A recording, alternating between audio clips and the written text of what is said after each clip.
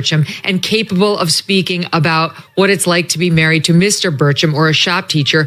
But George Clooney, I realize this isn't the most important news, but it's interesting, is now starring on Broadway in Good Night and Good Luck.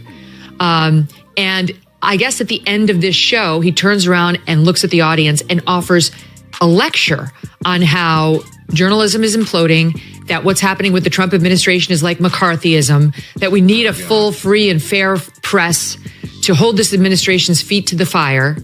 And this is why, I gather, he was profiled on 60 Minutes last night and asked about the fourth estate. Here he is in SOT 12. Right. When the other three estates fail, when the... George Clooney stood on a dimly lit Broadway stage, dressed in a sharp suit, his eyes scanning the audience. The play had just ended, but instead of taking bows and soaking in applause, he turned to the crowd and began lecturing them. Not about acting, not about the story they had just watched, but about politics, about Trump, and about journalism.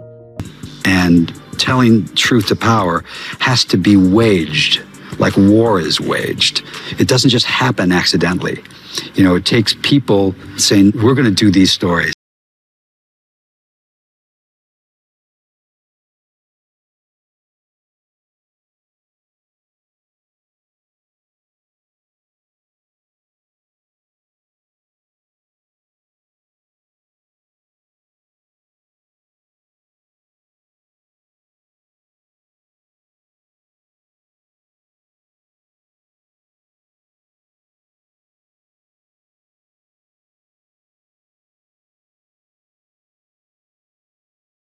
Fire. Yeah.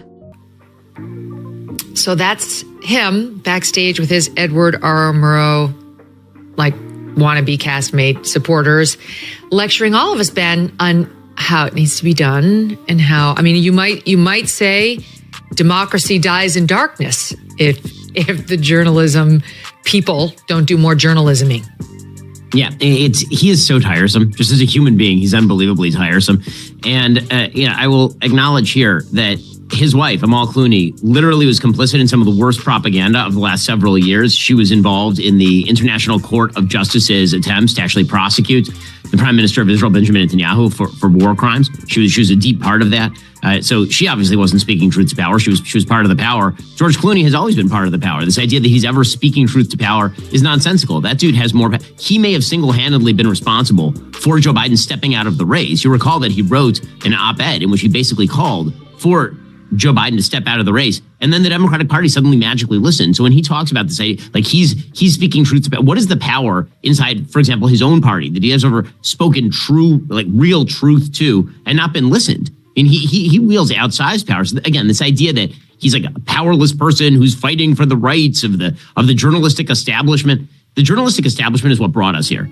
This sort of worship that Clooney and others have for the journalismers. It's truly amazing given how poor they have been at actually exposing truth to the light of day. He's speaking beyond a point where people have any respect for journalistic establishment at all. I don't know who he's talking about. The American approval of the journalistic establishment is in the 20% range. So who is he even talking to right now, dreaming of a time when journalists were these speak truth to power, fedora wearing, hard boiled, walking around the streets of Chicago reporting, like who working class.